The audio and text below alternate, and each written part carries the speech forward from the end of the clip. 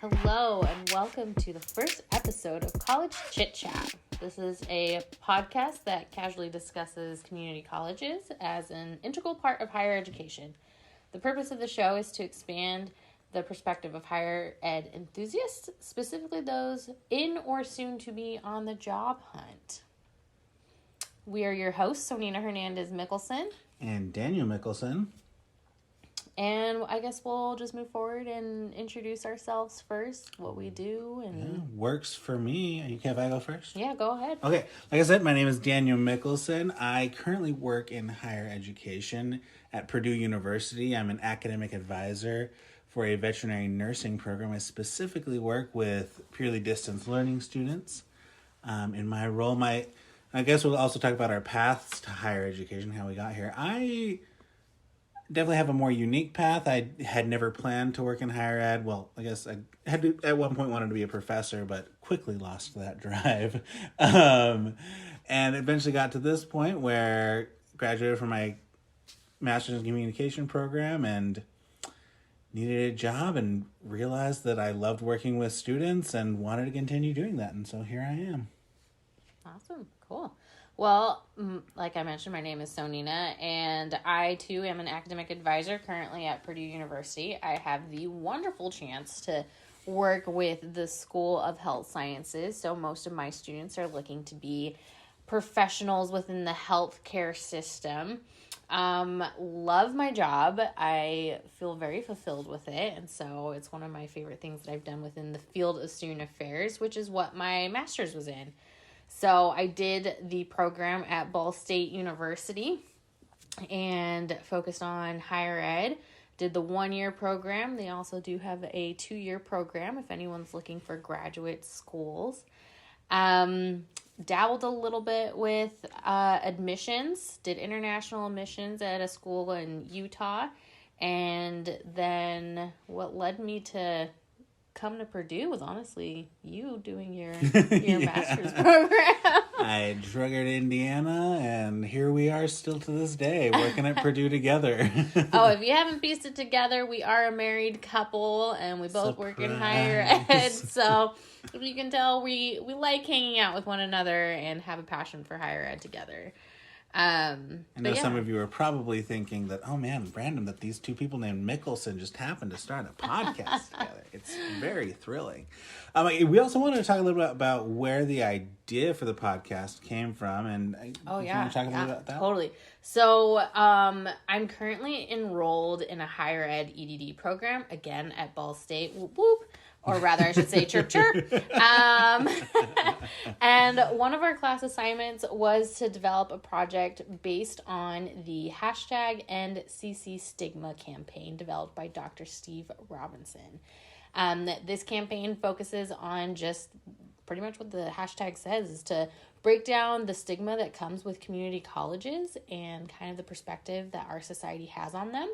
Shout out to Dr. Latz, who is huge within the community college realm and really pushed us in this class to expand our boundaries and develop a project that we think would impact if we decided to do it long term. And yeah, I mean, it definitely opened my eyes in the realm of community colleges. So this is, I mean, I had some classes from her in my master's program, but this is the first one in my doctoral program that I'm taking from her. Which absolutely love. She dives deep and makes you really just open your eyes and realize the experiences of people and the impact that community colleges have in higher ed. If you talk to her for less than 5 minutes, you will quickly find out she is passionate about community colleges, and she will definitely share that energy with you. Yeah, and I mean, I've just tangentially been learning about this. I mean, we obviously, we love higher ed and we discuss it all the time. And so whenever Nina does anything for class, we always end up talking about it. We're like, oh yeah, that's so cool. And so I quickly jumped on board and was like, yeah, sign me up.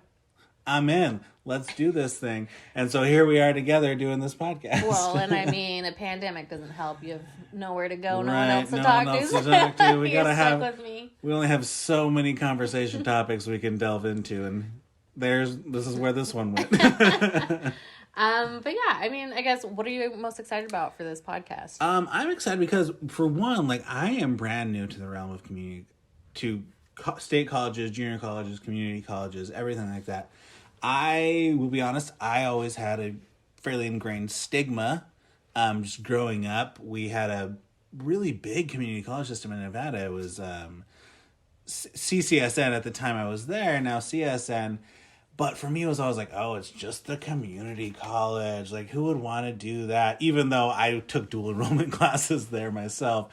And so learning about the value and just the amazing institutions that we have in our community, state, and junior colleges has been amazing. And I just want to share that with people and to end CC stigma as this project was inspired by. Yeah. I think that I am really excited to just continue and learn about community colleges in a different format. I think I'm more successful in a classroom setting, but this is definitely pushing my boundaries to do some research and just find out more of the current events that are happening within the realm of community colleges, as well as, like, if I'm going to be a true professional within higher ed, I feel like I genuinely have to put the effort of incorporating community colleges, because they're really not highly discussed or brought up, especially when you're so really tied into traditional, I'm doing air quotes, traditional yeah. 4-year institutions or university life. But yeah, I mean, I didn't really know so I'm a first generation American. My parents just drove into us like, you have to do higher ed, yeah. So that just initially went to university, and I mean, I only applied to one place, so I didn't really have a lot of people guiding me. But I grew up in Utah, and so SLIC, Salt Lake Community College, was the big one. I genuinely don't know if there was even another institution out there that was a community college. But I wouldn't say I had like a negative perspective on them, but I wouldn't say that I had a positive one either. It was kind of just this neutral ground of, that's a community college, and I did take some dual enrollment. Again, thank you, high school counselors, because they were the ones that drove me to take that. I don't know if I fully understood what dual enrollment really was on that. It was just more like my friends were doing it and I did it, and the high school council recommended it, so why not? So that was kind of my intro to colleges, I guess, or lack of intro into colleges. Right. No, and it is a huge issue just across the board, and I think we just want to be a small part of helping to break down that stigma, or just provide knowledge where there is none. Well, I have a quick question for you, because both of your parents were educators in the K-12 system. Mm-hmm. Like, did it ever come up like, hey, let's consider a community college or take courses from the community college? And I mean, your dad was the principal? Assistant principal. Assistant principal, okay. Yeah, you'd think, but no, actually, once again, it's so ubiquitous, this idea of go to a 4-year institution, have that traditional experience. It was just ingrained into me from the get-go. Like, I always knew I was going to go to a 4-year institution. Like, my dad would even say stuff like, hey, it's your job to do well in school now so you can get a scholarship to a 4-year institution and go on and get a bachelor's degree. And so for me, it was never even the thought of like, hey, maybe I should start at a community college, get an associate's, and then move on. Like, no, like literally never talked about, which is shocking to me in retrospect, but it is what it is, and I think that's why this podcast I view is important. Yeah. I'm just going to throw this in here about hashtag NCC stigma, but some community colleges or state colleges actually do give 4-year degrees. They do, so indeed, yes. That is something that I learned as a doctoral student, so... And we'll probably be peppering in just some lovely little details of the wonder that is community colleges. As we move through these episodes, you'll just hear us talk about like some of the benefits and things like that as we go. And one of the things we did want to bring up was some of the current events in the community college, state college world. And I think you have something prepped for that, Nina. Yeah. So again, due to my class, I'm deep into community colleges right now. So I came across the Aspen Prize for Community College Excellence through another project that I had to do for a class. I was studying the state of Florida's college system. And this prize kept popping up for several institutions either being nominated or having who have been granted the award. So this has kind of been on my radar, but it's a prize. So let me break this down. The Aspen Prize for Community College Excellence is awarded about every 2 years, and it's pretty much the nation's like signature recognition for America's, or like North America's, I guess, community college system. I found on their website, apparently President Obama referred to it as the Oscars for great community colleges. So that's kind of a big deal. Love it. The award does come with a $1 million prize. And to earn it, the institutions must be exceeding in these 4 areas, which include 1, teaching and learning, 2, certificate and degree completion, 3, workforce success, and 4, equitable outcomes for students of color and low-income students. I love it. Yeah, so I believe the lists, when they are trying to narrow down which institutions, is about 150 institutions that are eligible, that are, the initial pool that they look at. Right now, they have the top 10 finalists. So I'll just read those out real quick. So it's Amarillo College from Texas, Broward College in Florida, Burrough and Manhattan Community College. Sorry if I mess up names. They're in New York. Odessa College in Texas, Pasadena City College in California, Pierce College, Washington, San Antonio College, Texas, San Jacinto? Is that how you say it? Jacinto College in Texas. I'm sorry. I should have looked that up earlier. We both speak Spanish. I don't know why this is an issue for us. Tallahassee Community College in Florida, and the West Kentucky Community and Technical College in Texas Kentucky. And Florida represent multiple colleges on there. Yeah. Florida, I think, has won a Florida institution, rather, has won this prize, I think, at least half, if we're not a little bit more than half. So again, shout out to Florida. It's my little geek side coming out about, I just did a project on this. If you need facts, hit me up. But yeah, so anyway, they're having this ceremony in a little bit. It is on Tuesday, May 18th at 1:00 p.m. Eastern time. And it is entirely free. So a great opportunity for graduate students that are, considering, looking, or wanting to know about, incredible institutions. This would be an awesome way to find out what programs or initiatives some of these colleges are working on, and getting exposure to the realm of work that they are constantly involved with.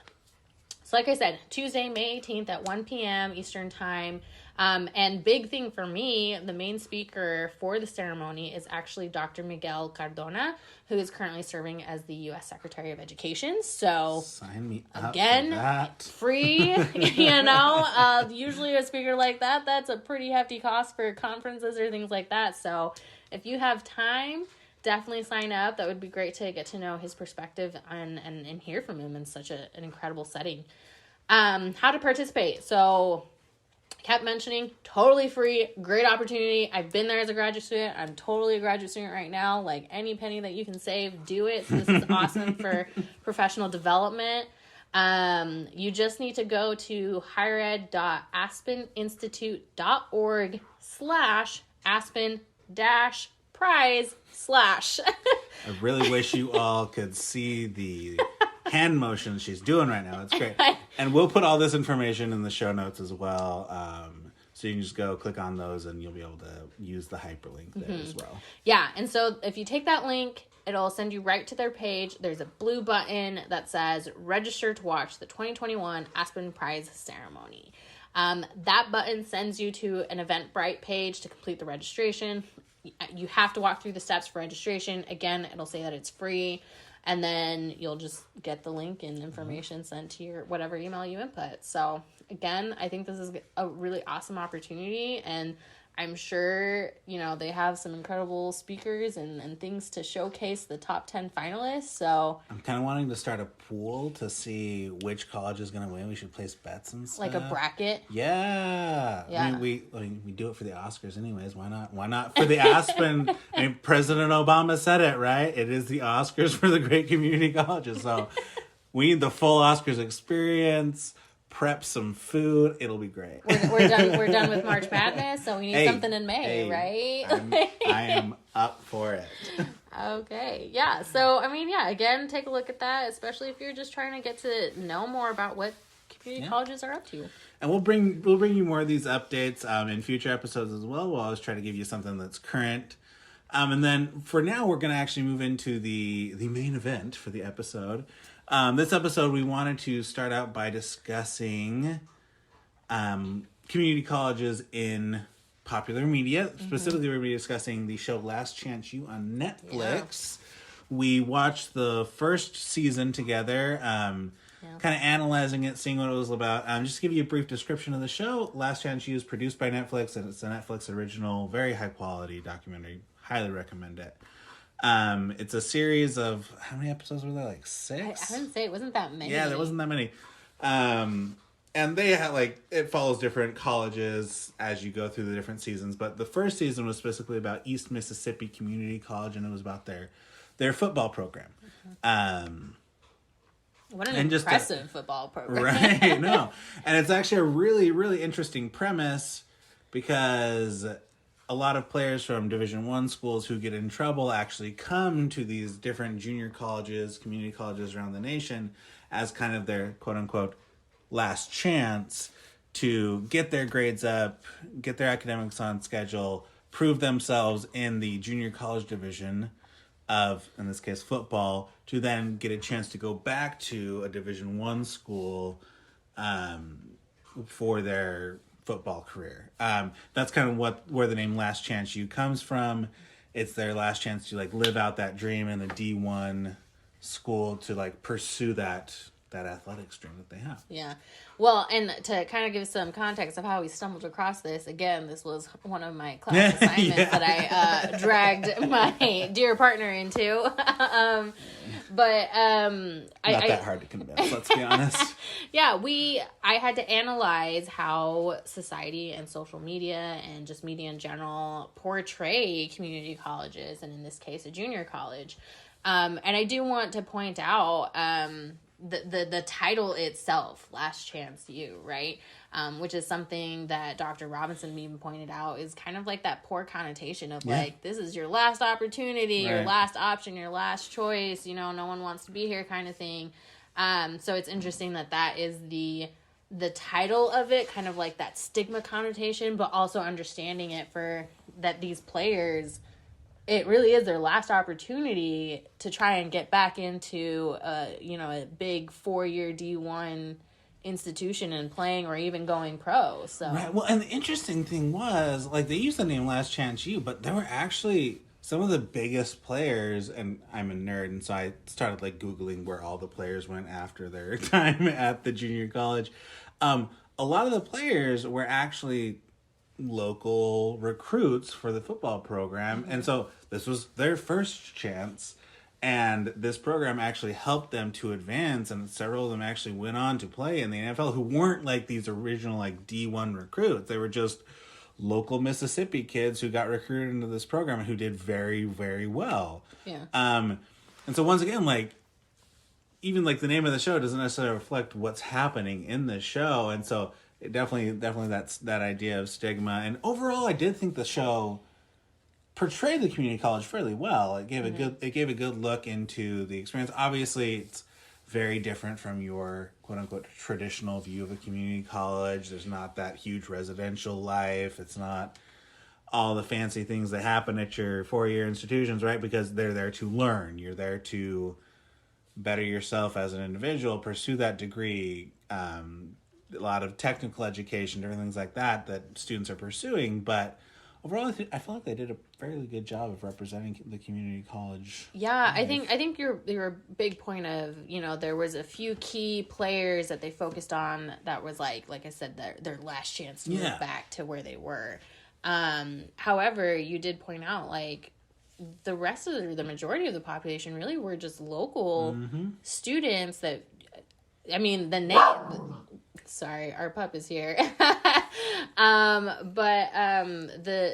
The school was well known, and obviously for the majority of those students, they're like, yeah, I just knew I was going to go there. Like, it's kind of out in the middle of nowhere. So unless they knew they wanted to, like, get out of small town life or go to specifically a big university, they knew that that's where they were headed. And even some of the traditions they had, like, it was fun to see, what was it, some of the women that were campaigning for, like, homecoming royalty and stuff. Like, it was a big deal.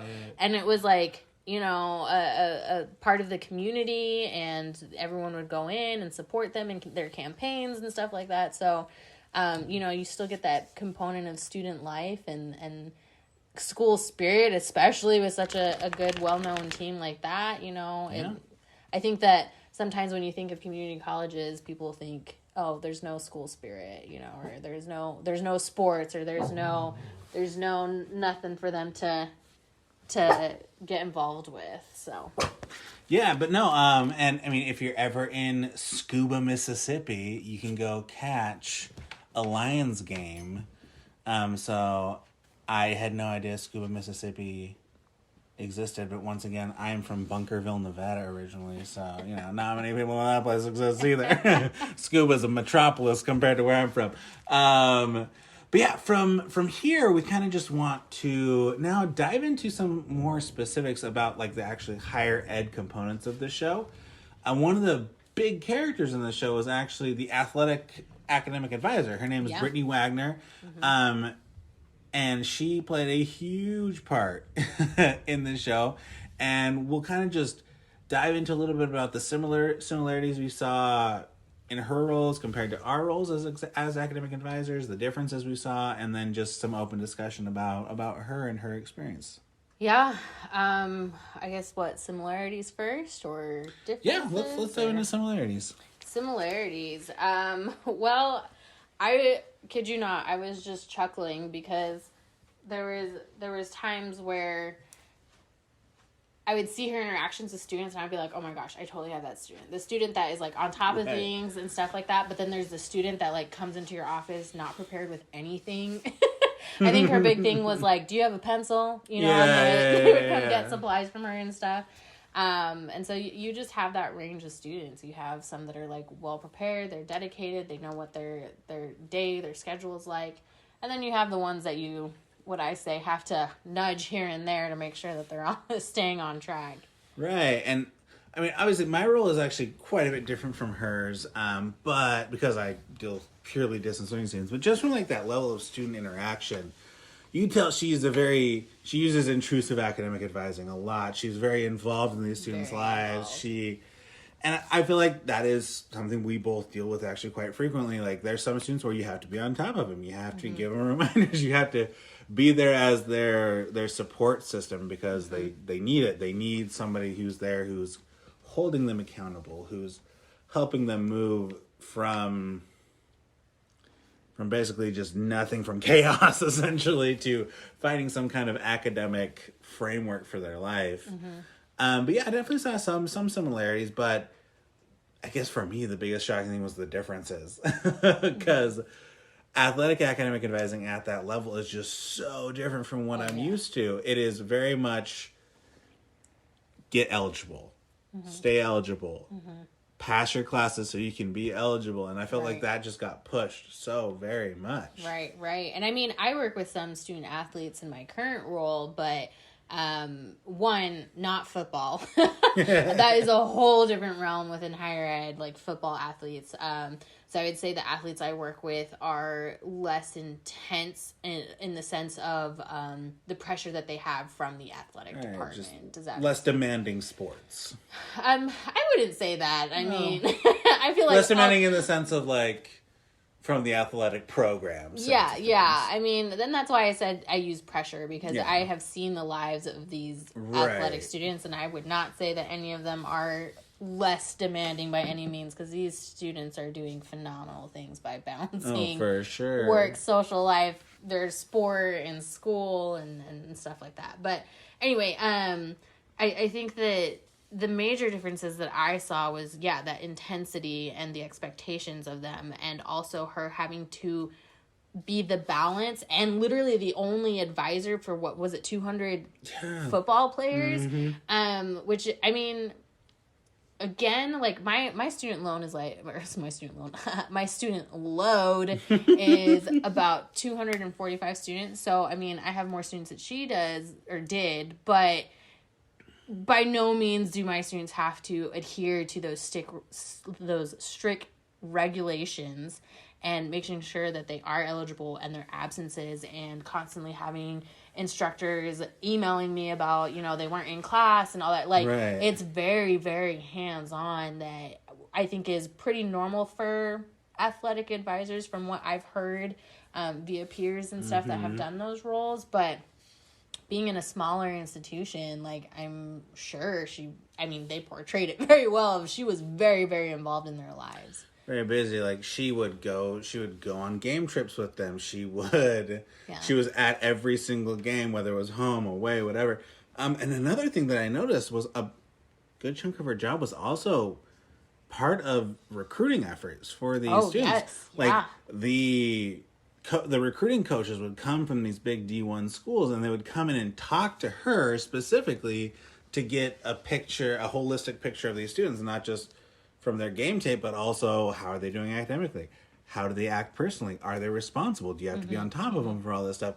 And I really liked how actually she dealt with it. She was honest. She was honest, but she put the advisor twist to it. Right, yeah. Yeah. Like the positivity of knowing your student, but also being realistic. Yeah, she was brutally honest, but she was good at highlighting their strength as well. Yeah, but I think the key thing here, too, was she was very good at, like you said, showing their strengths, but at the same time, I don't think she was, overselling any one of them to be like, oh, yeah, they're this golden star and ray of sunshine that, just no problems ever, pick them up, and then just kind of, blindside these coaches, these recruiters.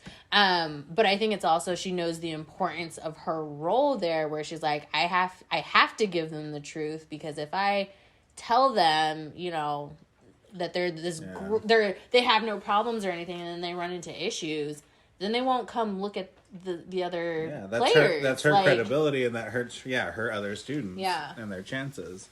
Yeah, I found her part in that role very just the way it was integrated with the athletic programs in all senses of it was just astounding to me.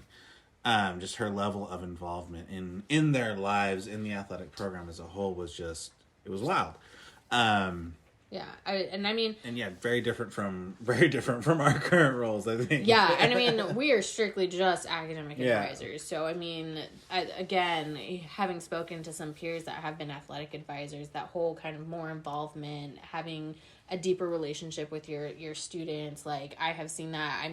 I work alongside athletic advisors for the students that I have that are athletes, and they do study hours with them. They have a lot of outside, that average 8 to 5 work time with these students. So I'm not surprised that she had this deeper connection with them, and just knew more about who they were and their personalities and just their lives in general. Yeah. I think that's all really I have to say. Do you have anything else you wanted to say about her role as an athletic academic advisor or anything like that? I guess for me, and granted, she was a athletic academic advisor, I would be curious to know what it's like to be just an academic advisor without the athletic component. Right. Because like I said, her load is pretty similar to what my load is at a 4-year institution, but we have 3 advisors in my office, and she was it for that one, what happens if she's sick or there's a day off, right. And you're in this small town, who takes over, or is she just never sick? I don't know, so it would have been interesting to kind of see more of that dynamic, I guess, on my end, but also, like I said, just as an academic advisor, you know, what are their loads in comparison, you know? And granted, I should have done this, but I didn't look up the size of the institution to see how many students are enrolled and kind of taking a look at that. But yeah, I mean, I think that it was fun to just watch her in her role. I think the other factor that a lot of people don't realize with academic advisors is the emotional attachment we have to our students. Oh, for sure. And that's what I love about, you know, seeing it at a smaller institution. I feel like sometimes with a big institution like we're at, a Big 10 institution, like I have my students that generally come in, the really good ones, you know, that are always there because they want to chat or catch up or double check or whatever. And so I have a handful that I know super well, but I wouldn't say I know the majority of them. Versus in her case, like, I feel like she knew all of those players and she knew deep components of their lives or their dreams or aspirations and things like that, which I think would be a perk about working at a smaller institution and being able to have those deeper connections. Well, and that actually does kind of bleed into what we want to talk about next was what you should consider about working at an institution like this from this show and like a kind of our take on that. And that is one of the definite upsides, like especially depending on your personality. If you crave that individualized student connection and contact, I don't think you can find a better place than a community college in that sense. Because you are seeing people at extremely critical points in their lives. While you do have a good chunk of non-traditional students at a four-year institution, they're definitely the exception, not the rule. Whereas at community colleges, I would say the majority, from the research we've done, the majority of students do fall in that quote-unquote non-traditional category, where they are from every walk of life, just trying to come and further their education for their own personal reasons, and just that breadth of experience you get from interacting with students in those different areas is, from my perspective, amazing. Yeah, I think it depends probably in the state and the system and how it's structured and you know I think that would depend on if you have more non-traditional students or not. Though, you know, obviously community colleges, like you mentioned, do serve a greater population opposed to the four-year institutions. But I totally lost my train of thought. I'm not going to lie. I have more things to talk about, so. But no, kind of just bouncing off, like, and what we were talking about, like, pros or. Yeah, the ups at working at an institution, like that.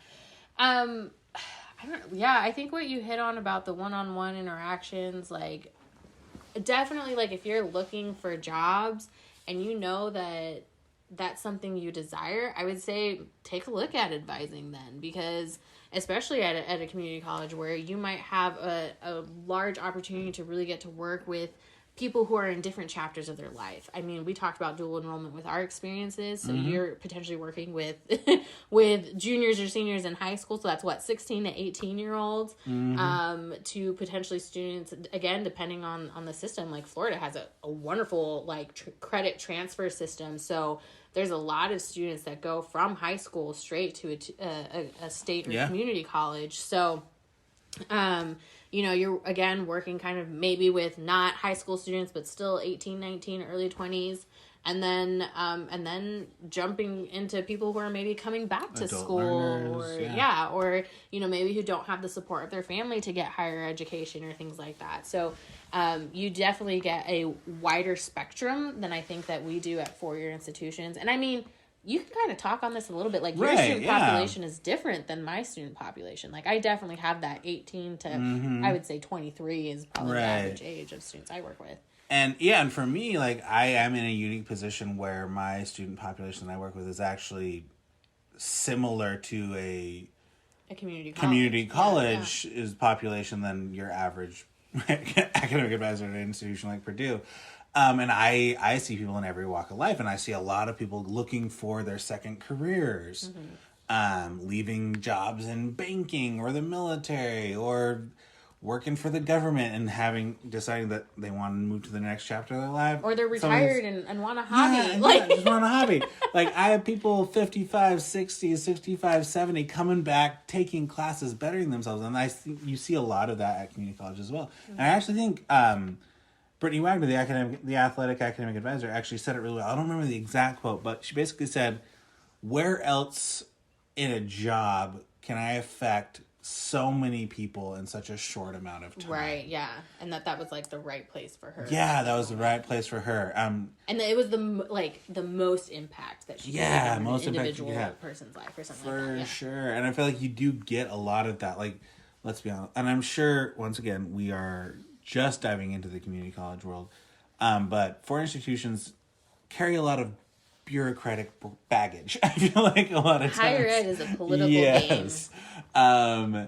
And thankfully, in listening to Dr. Steve Robinson, he talks about how community colleges, state colleges, junior colleges, they do one thing. They teach. Yeah. And that is what they do. That is their specialization. Yeah. And so that is what they're best at. And so being a part of that system, you really get to be a part of that mainline, just education. Right, yeah, which was even something that the coach pointed out, which I appreciated his honesty, at least, kind of side tangent here, but appreciated, him. He's like, as a coach, you are on that fine line of they are student first and they are getting an education, but then also knowing like they might be your key player and you have to push them and take time away from school in order to make sure you get what you signed them up for, Yeah, his honesty about talking about that was very... It's a balance impressive. That coaches have to play all the time, yeah. Because their job is to win for the university, yeah.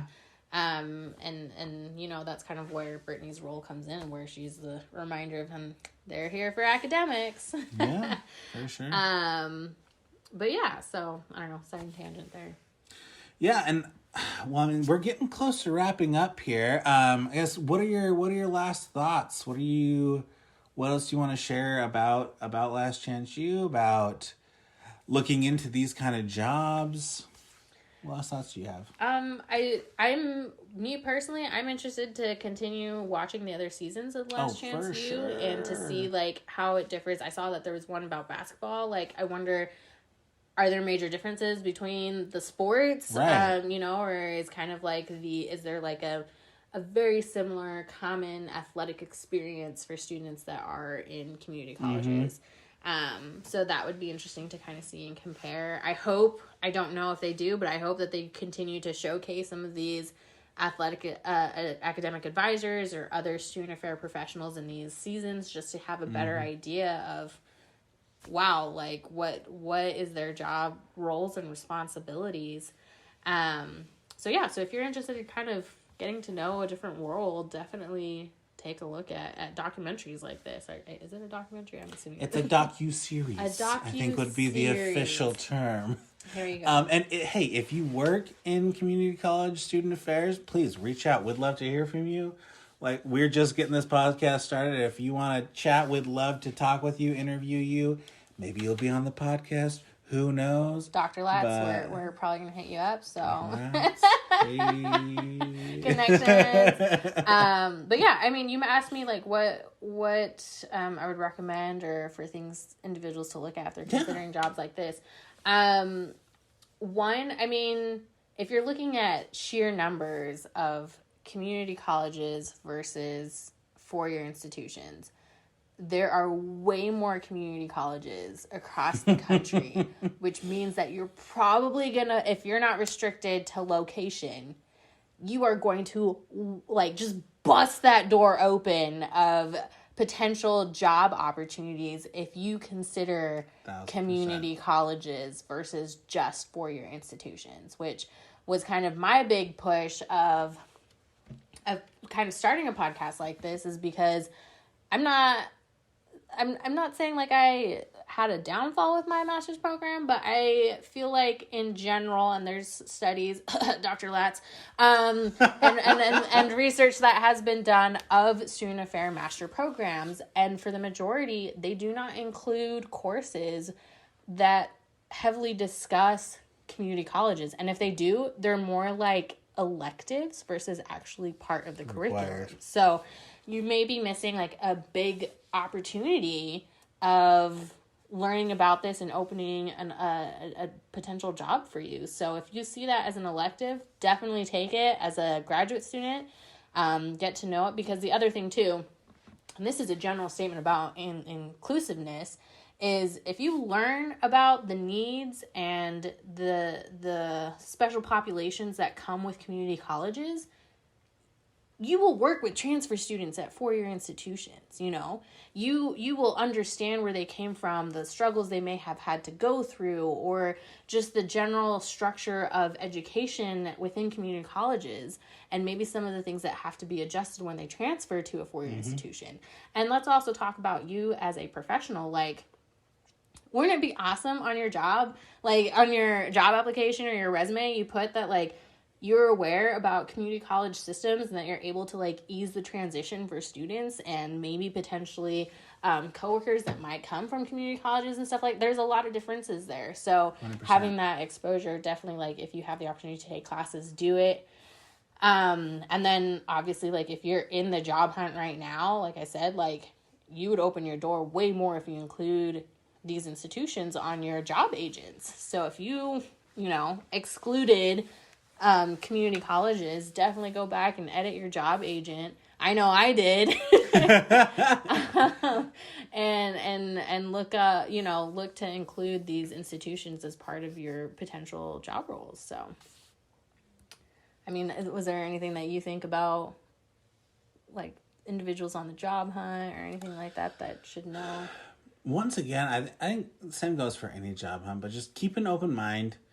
I think what we both have learned as we have searched for jobs, it's all about the people. Mm-hmm. And I think you will find that amazing people work at community colleges. We've actually discussed the social justice aspect of community colleges and how, like, there is a lot of that community involvement, building communities through education, through community programs. That is a big drive of those more local colleges, is to better their community, create those ties. Workforce education, working with employers in the community to get people better pay, right? Better working conditions, things like that. And so, if that is something you're looking for, this is a great opportunity for you, and you will find you'll work with just amazing people. Like, obviously, it depends on where you're at, right? But finding those teams, finding that similar drive and those people to connect with as you go through that, I think is well worth it. Yeah, and I think you hit another great point to point out is sometimes, like, you're moving out of state, right? So you're trying to, like, learn your surroundings and areas and things like that. And one thing I've seen with my brief studies of community colleges is that they're very integrated with the community, as you pointed out. And I think they are more so than four-year institutions, or I would say most four-year institutions. So you might actually transition better being at a community college because they have so many connections with the community. Like, you're literally thrown in to work with individuals that live in your area and work in your area and get to know the businesses that your programs are tied to and stuff like that. Those are all local versus, I think, four-year institutions tend to look at larger corporations that may or may not be in your community, but, Well, I mean, even from our experience, we can really speak to that. I feel like both of the universities we've both attended and worked at have been 4-year larger institutions, and I feel like, and you can tell me if you don't get this, but I've always felt that they're kind of islands in the community. They're college town. you have West Lafayette, and then you have the Purdue Island in the middle of it. Yes. That's kind of disconnected from the community at large in a lot of ways. And they do a pretty good job of outreach and trying to involve the community. But in many senses, students come there and they are in the Purdue system or in the Utah State bubble. And I feel like community colleges don't have that because, like, once again, you don't have that residence life. People are just living in the community, coming in, taking classes, going back out. And so it really is a lot more integrated in that way. Yeah, well, and I mean, especially for our undergrad institution, like, they were the number one employer for the area we lived in, you know? So it was like, it was the university or what? So, you know, so sometimes there isn't as much opportunity to get to know the larger cities that are, you know, closer by, or the connections that they have, or stuff like that. So again, like, transitioning, like, if you're looking at moving out of state and you aren't location bound, I think that would be a great way to even just get to know your community and what's around you, because I mean, shoot, this reminds me actually of an article we read in class. Sorry, blabbering here. Chatting away here. Chattering. We read an article about oh man, now I can't remember it. Lass is gonna get mad at me, but the community college in Washington, where they developed a winemaking program. Oh, right, you were telling me about this. And then there's all of these wineries that have developed from students who have graduated from this program, right? And so they have connections to the program, but that have also gone into the community, and they have their own wineries and vineyards and things like that. Like, how is that not awesome to be like, oh, I'm part of that. Yeah, like, oh, that's part of the university. Oh, they have connections to this winery that I've been looking at to go visit or whatever. They also sell their own wine. I think what was it, College Cellar or something like that was the brand of wine that the institution sells. You know, so I think, again, just showcasing, like, you have those connections to the community, and it's people that are directly tied to the departments you might be working in. So and that's something that I haven't seen personally working at a 4-year institution.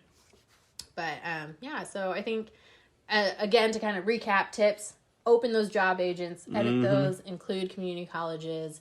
You know, a big pro for working at community colleges is just being integrated and assimilated into the culture and community, versus maybe having to do that work on your own, or having some, I don't know, mediocre HR page about what's there to do around here.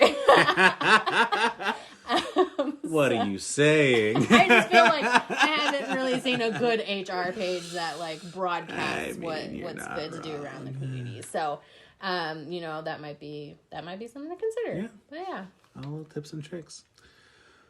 Well, everybody, that's all the chatter for this episode of College Chit Chat.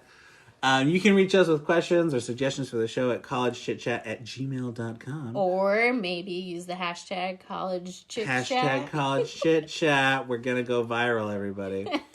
And as my favorite teacher, Miss Frizzle, would say, if you don't look, you'll never see. And what you don't see can be very hard to find. Very, very deep here.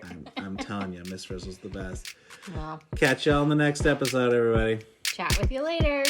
Bye.